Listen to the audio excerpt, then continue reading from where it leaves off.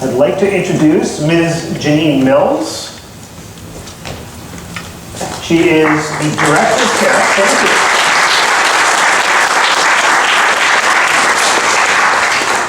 She's the Director of Care, am I correct? Yes. At St. Peter's Residence at Shadok, which is a long-term care facility, as we say here, up on the map.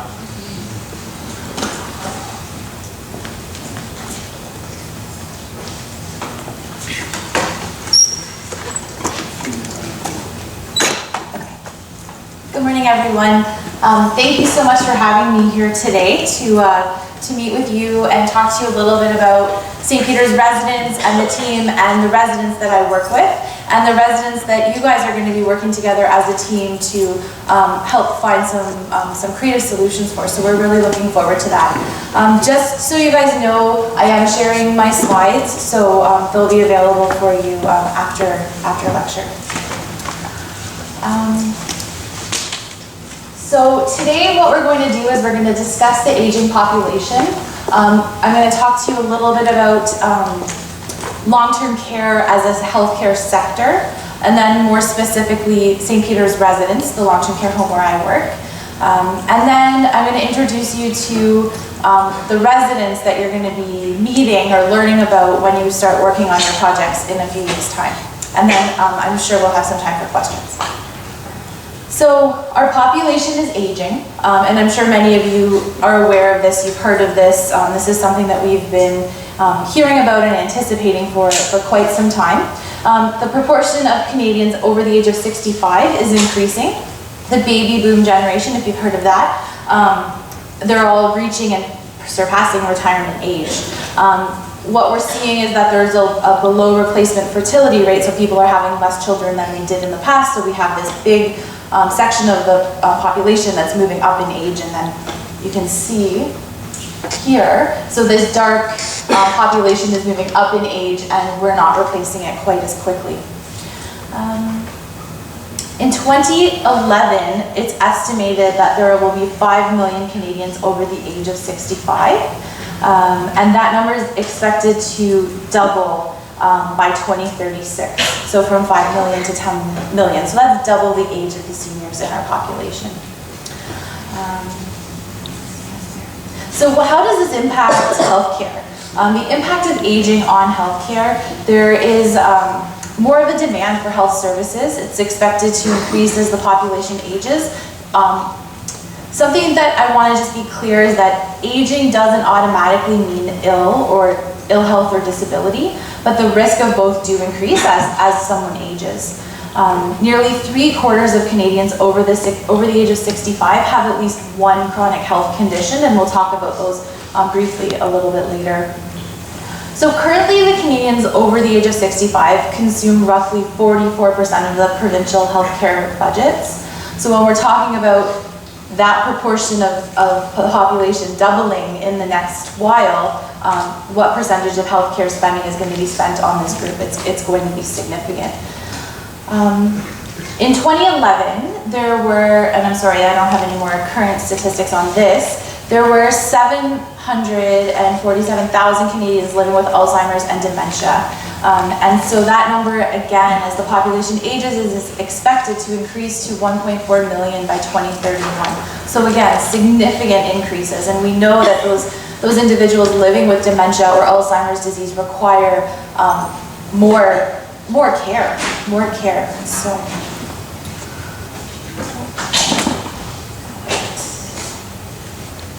So there's a lot of strategies already available to support the aging population as we're planning for it to continue to grow.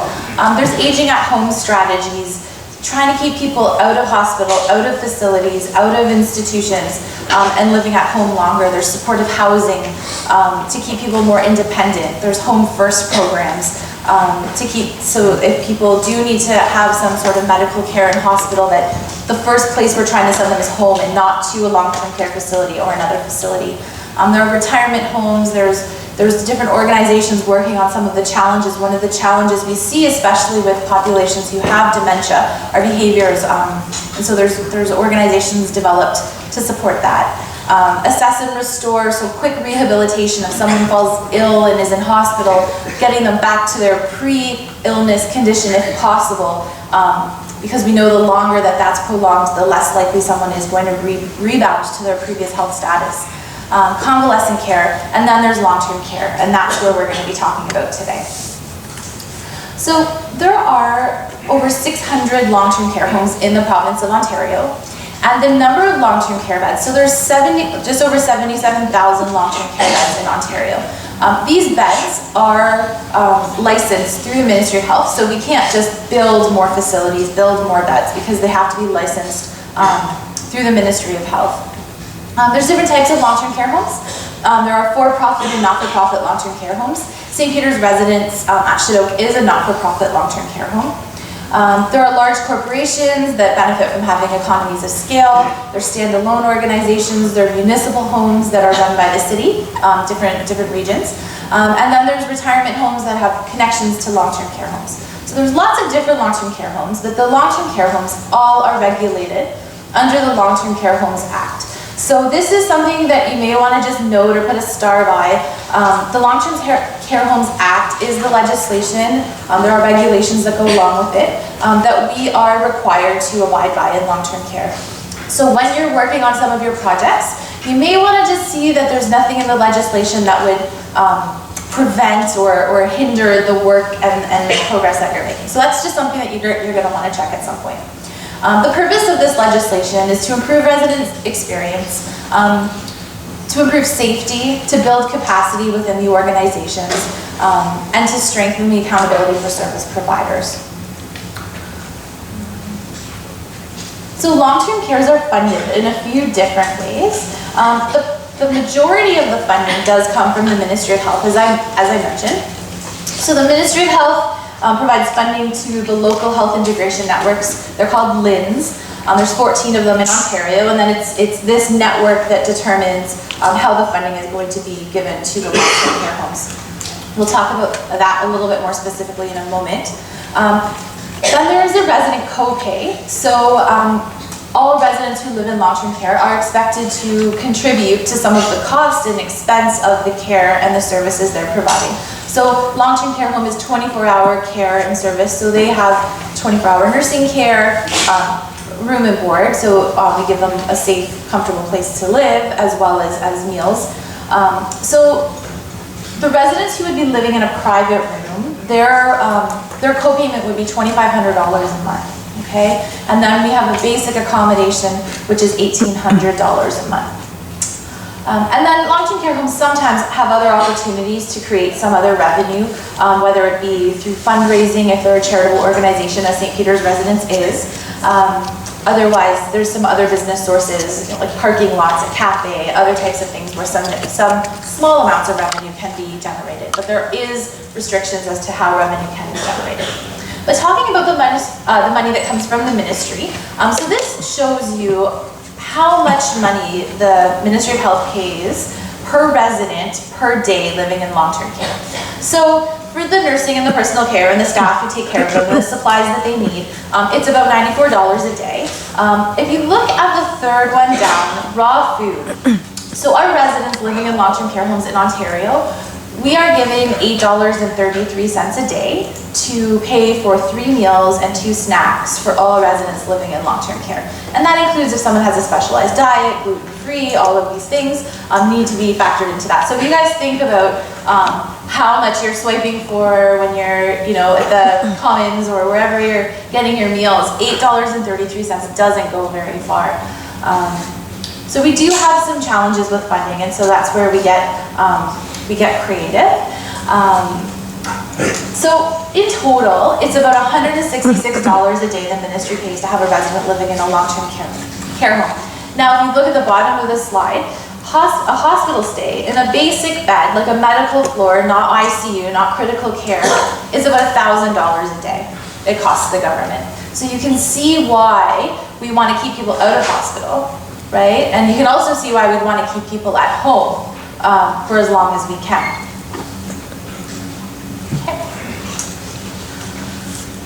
So now talking a little bit about St. Peter's Residence at Shadoke. So I mentioned we're a not-for-profit long-term care home. We are part of a not-for-profit corporation called Thrive Group, and up on the screen is our mission, our vision, and our values that we live and follow every day.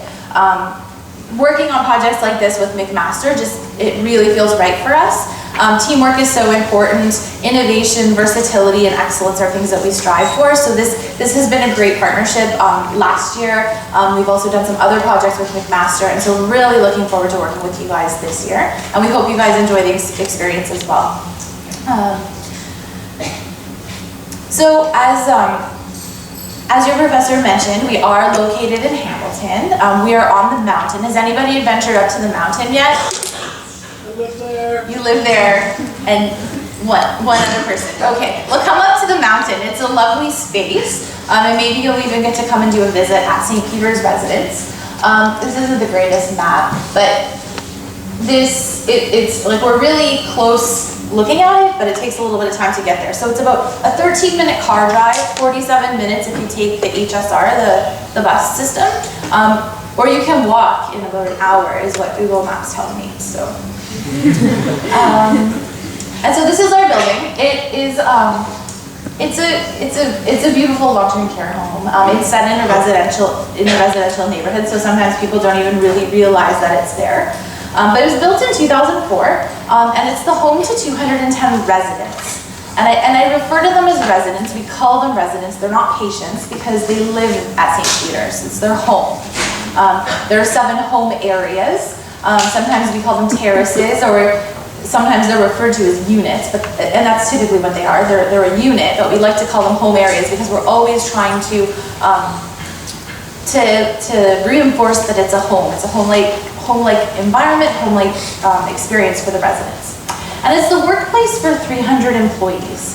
So we all, as employees of St. Peter's residents, recognize that when we come to work every day, we're coming to work in the home of our residents. They don't live where we work, but we work where they live. So we're very mindful that this is their space, and we're lucky enough to spend time with them there. Okay. And I forgot to mention that piece. Something else about St. Peter's is that on our strive for excellence and innovation, we are on a journey to becoming a best practice spotlight organization. So there is a professional organization, the Registered Nurses Association, has this program, which we are working through our final year of designation to get this nice title that we are working on implementing best practice guidelines. So they've created these guidelines, we're implementing them. And there's 6 of them that we're doing over the next few years. So our team. So the team that works at St. Peter's residence, so we have nursing and personal care teams. So we have nurses, registered practical nurses, as well as personal support workers. We have physicians, we have a nurse practitioner, and then we have a housekeeping, dietary maintenance team that keep the environment beautiful, that keep everybody well fed. We have an administration team, social work, physiotherapy, occupational therapy. We have a very busy recreation program as well as volunteer services, and there are opportunities for students all the time if you're interested. There's a little bit of information at the end of the presentation about that. So who lives in long-term care? So the residents who live in long-term care are those that need 24-hour nursing care. So there is a need determined that they need somebody around the clock with them, and not just supervision, but someone who can provide nursing or assistance with personal care. And these are typically related to either physical or cognitive care needs, okay? So it could be one or the other, or it could be both.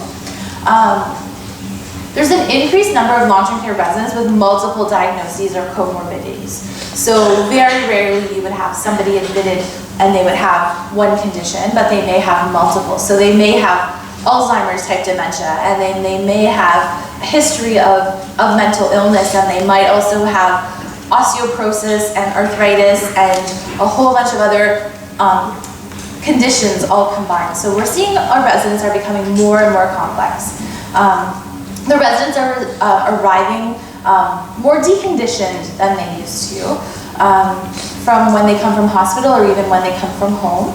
And that kind of makes sense because we're trying to keep our residents at home longer, right? So we're seeing our residents being admitted closer to the end stages of their life, for more so than we were in the past. So to give you an example, our length of stay, so we measure an average length of stay. In 2012, our average length of stay was 3.6 years. So 3.5 years, a resident would be admitted, the average resident would stay that long. Some wouldn't stay that long, some would maybe pass away sooner, but some would even live longer. We opened in 2004, and we still have a couple of residents who moved in 2004. So in 2012, our average length of stay was 3.6 years, and now it's 2.8 years. So that's like almost a year less our residents are living with us, and that's just telling us what's happening with this population. I mentioned end of life. So St. Peter's Residence does provide end of life care and palliation for our residents who live with us. So we do that. We don't require people to transition to a palliative care specialty area or a hospice. We're able and specialized to provide that care right at St. Peter's in their home. Our residents range in ages between 27 and 103. I was updating this presentation on the weekend, and last year the range was 26 and 105, but unfortunately that resident isn't with us anymore, but it was just interesting to look back and see that change. The average age is 83 and a half years old, and 64% of our population is female.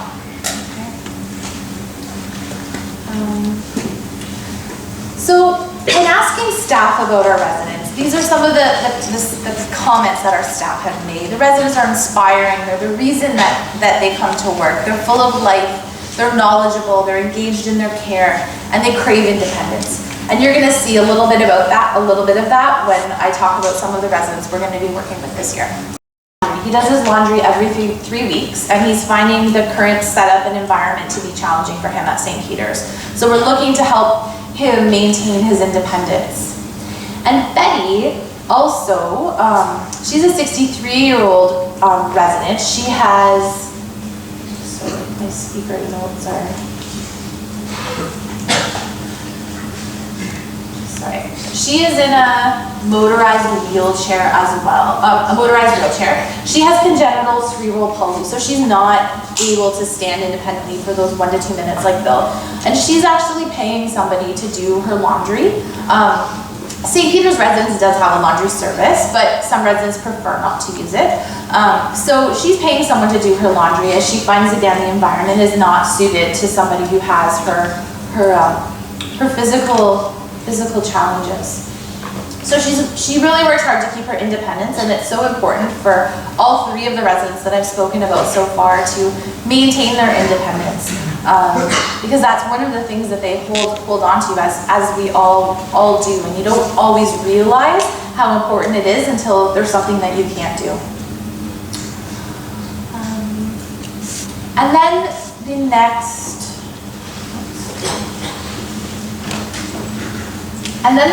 scenario, we've just called them the ladies at table 2. These aren't necessarily the specific residents, but we're talking about meal time, and meals are such an important time for providing nutrition to your body, but also it's an opportunity to engage and socialize with others. So we have a number of challenges with residents being able to independently enjoy their meals due to the tables and the setup of the environment.